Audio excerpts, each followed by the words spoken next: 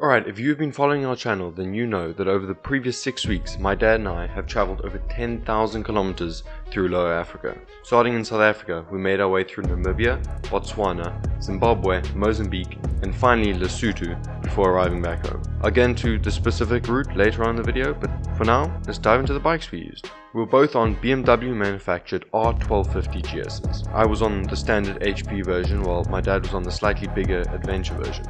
The main difference between these two bikes is a 20-litre fuel tank versus a 30-litre fuel tank. There's some other minor changes, but I won't get into that right now.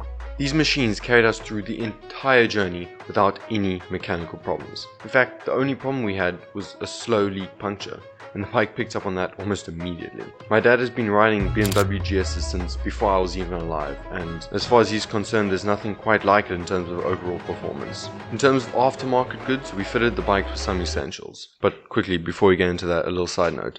These bikes have names. So the slightly bigger adventure model is called Hulk, and the HP version is called Atlas. Now that that's cleared up, both the bikes got 2-finger brake and clutch levers. This is probably one of my favorite additions. The one on Atlas was manufactured by Wild at Heart, and the other one was from AC Schnitzer. Then the bikes got a set of Alex 4 LED spot lamps, which put out 3,600 lumens, as well as a Sturbel twin horn hooter.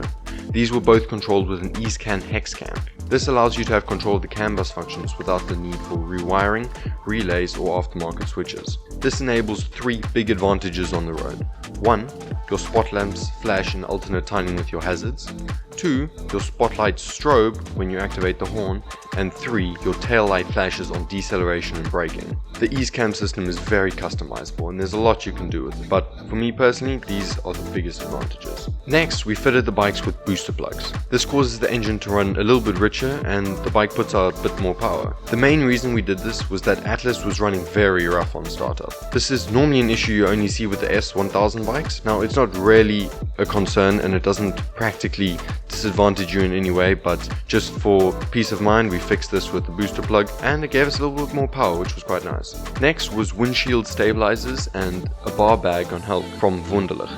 Hulk also had a Moscow Moto Cross BMW luggage system. Meanwhile on Atlas we just used a duffel bag and some other bags strapped to the top box. Now they both got the job done, but the Moscow Moto system had the big advantage of being able to be attached to the bike in seconds, while my system on Atlas required about 20 minutes each morning to get sorted. So that's definitely something to think about. The only thing that we didn't have that would have made a big substantial difference was mesh seat covers. In the interim since our trip, my dad has fitted one of these to his bike and he is thoroughly impressed with it, so that is definitely recommended, especially when you're doing very long days of riding. The tires we selected for the trip were Dunlop Trail Maxes. They are built with a very hard compound and as such, after doing 10,000 kilometers, they are still going strong. We'll probably keep using them for another 10,000. They have tons of grip on gravel and tarmac.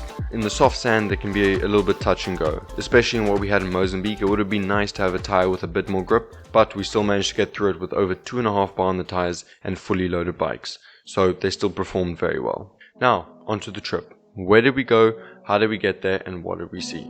If you want to see the full episode playlist, click on the link in the top right hand corner and it'll take you right there. The entire thing is about 13 episodes start to finish.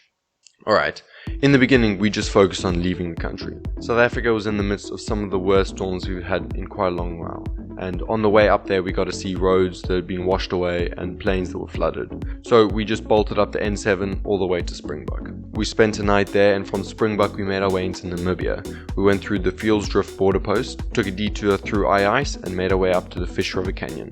We spent 2 nights here and had a wonderful hike up the mountain. Definitely one of the highlights of the trip. From the Fish River Canyon we made our way back down towards the Orange River and went along the Orange River, which borders Namibia and South Africa, all the way to Roshpina.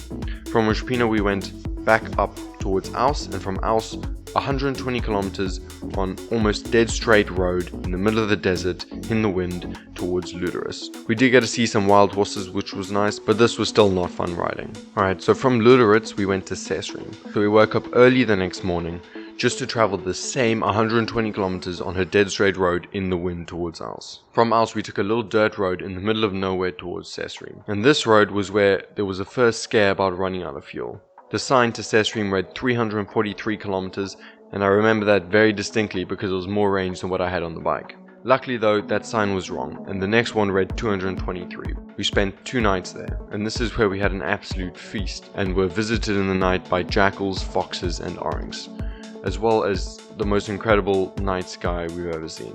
From Sesrim we made our way up towards Swakopmund, spent a night there, and then went Henties Bay and inland towards Tweefontein, and this is where we took the treacherous D2612. This road had sidewalls half the height of the bike. It was not fun. The road was sometimes so bad that we were riding on the road next to the road. We spent 2 nights in Tweefontein at awesome accommodation. The food there was superb. The plan was to go towards the Caprivi strip, so our first halfway stop was Grootfontein, and that was about 500 k's from Tweefontein. And the next morning my dad came up to me and said, "Don't worry, the next day it's very short. It's only like this on the map." The next day was 650 kilometers, which may not seem like a lot when you're riding in a car, but on a bike it's a very different story. 650 k's up to the Caprivi, where we stayed at Makulu camp, and then the next day we hopped over into Botswana via the Ngoma border. And as soon as we got into Botswana, it was very clear that we were in the jungle now. The first road we took, there was a giraffe standing right in the middle of the road. From a distance it kind of looked like the Eiffel Tower, but as we got close we could see just what a huge creature this was. Luckily though, he moved out the way and let us pass, and on that road we also saw zebra, an array of buck and elephants.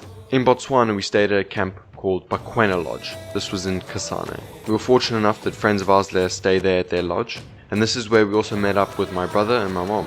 The reason they came up to meet us there was that we were celebrating my dad's birthday, so we spent 6 days with them, 3 in Botswana and then 3 in Zimbabwe at the Victoria Falls, before continuing with the rest of our trip. In Victoria Falls we went whitewater rafting, which was very fun. So if you want to see that video, here's the link. From Victoria Falls we made our way down to Bulawayo, and this is where the roads started to get absolutely atrocious. The potholes were horrendous, but honestly, they were nothing compared to what was to come in Mozambique. So from Bulawayo we made our way to Masvingo, and once we reached Masvingo it took us about an hour to find our accommodation, because it was in the middle of nowhere, 30 minutes outside the city. But once we got there we were greeted with an incredible sunset over the ruins. We spent a night there, and the next morning we woke up and took the other way around the lake to get back to the highway. Now this road was probably one of my favorite roads out of the entire trip. Going around the lake was just absolutely stunning. Once we got back onto the highway, we just bolted down to Chimanimani, and this was in the eastern highlands now, so we really were in the forest. We spent 2 nights here in the middle of nowhere. The power went off every couple hours, and they had no schedule as to when it was going to go off. Very similar to the load shedding we hear in South Africa, but at least here we actually have a schedule that says when it's going to go off. Anyways, from Chimanimani we went down to the Mount Selinda border crossing, and then hopped over into Mozambique. And the first 70 kilometers of road in Mozambique was just perfect tar, winding down the mountains, the end of the Chimanimani mountain range. It was just wonderful. But that quickly ended, and we were just greeted with corrugated dirt roads up until the highway. We thought once we got to the highway it would become better again, but it actually only got worse. The highway I'm talking about is the EN1, which is the national highway that goes all the way up from Maputo to Beira and into Tanzania. Now this road, especially above the Salve River where we came in, was just absolutely horrendous. There was so little tar that for the most part you were driving on gravel, and the tar was what you avoided. Some of the potholes were quite literally bigger than cars, and some even bigger than trucks. It was ridiculous. In comparison, the roads we had in Zimbabwe was like the Autobahn. So we stayed a night in Buffalo Camp and then continued down, and once we got south of the Salve River the road started to clear up a bit. It turns out that was particularly bad because it was an opposition state. From there we carried on down, spent a night at Vilankulos, then spent 6 nights at Tofu, and we met up with the same people who let us stay in their lodge in Botswana. My dad has previously done a bike trip to Mozambique, and Tofu was one of his favorite destinations, so he wanted to stay there for quite a while. While we were there we found some other things to keep ourselves busy. We went surfing, kitesurfing, swimming. We took a dhow trip out to a little island, and we tried to swim with the whale sharks, although we couldn't find any. Then from Tofu we made our way down to Shingwele, which is just outside of Shai-Shai, and then from there down to Ponta de Ora, which is right on the border to South Africa. Previously there was only a little sand road to get there, but now they've tarred it and it's probably the best road in the entire Mozambique. So we went down there for 2 nights, and that was another highlight of the trip. From Ponta de Ora it was back into South Africa, we went through the border and then ended the day in Nelspruit. From Nelspruit we went up into Mpumalanga and headed to Hoedspruit. Now the place we stayed in Hoedspruit was in a game reserve on the Blyde River, so this was another one of those gems in the middle of absolutely nowhere. We spent a night there and the next day we wanted to go into Pretoria to visit some family. And the mountain passes were really awesome, but about an hour into our trip it started raining and it did not stop until we reached Pretoria. The temperature at one point got down to only 4 degrees Celsius, and this was definitely an unpleasant part of the trip. Once we reached Pretoria, we stayed there for a couple days and then headed off down to Clarence. Now Clarence is just above Lesotho, so the next day we went through the Kalundsport border post and did a little day trip through Lesotho, maybe about 2 hours. We went out Lesotho through the Telebridge border and then over the pass into Rhodes. This dirt road pass was one of the most beautiful that we've seen in the entire trip. However, Rhodes was absolutely freezing. The temperatures got down to -6 in the morning. There was ice on the roads and rivers were frozen over. But once again, this was some of the most beautiful riding we've done. So the next morning we went up over Nordea's Neck Pass and then met up with the highway again to continue down. The next stop was Hogsback. Now Hogsback was somewhere I really look forward to going to because my parents have been there before and they often talk about it. So we spent a night at Hogsback and then went on to St. Francis. And now the trip was starting to come to an end. So we spent 2 nights in St. Francis with family and then 3 nights on a farm in Humansdorp with some family, and we pretty much just waited for the rain to stop so we could go home again. We were not keen to do another day of riding in the rain. Luckily enough though, South Africa was the only place we got rain in the entire trip. We started off in the rain and we ended in the rain, but for the rest of the trip, it was dry. So, after waiting in Humansdorp for the rain to pass, we bolted back down the N2 into Cape Town, and that was the end of our trip. The total stats for our trip were 46 days, 6 countries, 28 destinations, 10,300 kilometers, and over 150 hours of riding on the bike. So we recorded some footage after the bike trip, where we took the bikes to BMW to get serviced, and also replaced and cleaned the air filters in the bike. So I'll play that footage for you now. So we're back at BMW. We just collected the bikes, oil serviced, and look what they have done. Completely detailed the bike, cleaned it. Yeah, Hulk is looking good. And there's Ati over there. And here's the man who does all the magic man. So Hulk and Ati are back, looking sweet, clean, like the day they left on the trip. So here we are on the covers. About to take the air filter out and clean it. See, it was clean last year in May. Should be properly dirty after our travels. We'll see now. And now you can see what that's not good. You can see the inside is still clean. Pretty much nothing gets past, and that's what the outside looks like after 10,000 k's of riding in dust. Okay, then what you do is you take the cleaner, spray the whole filter. Be quite liberal with it. Right, so we'll let that soak for a couple of minutes and then we'll rinse it. Now, as for what I learned, there were 4 main things.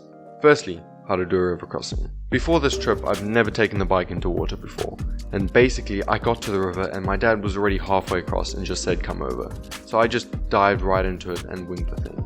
I got told the secrets of how to do it afterwards, but it turned out not to be so difficult. You just stand up, look where you want to go and give it gas. Secondly, always be vigilant.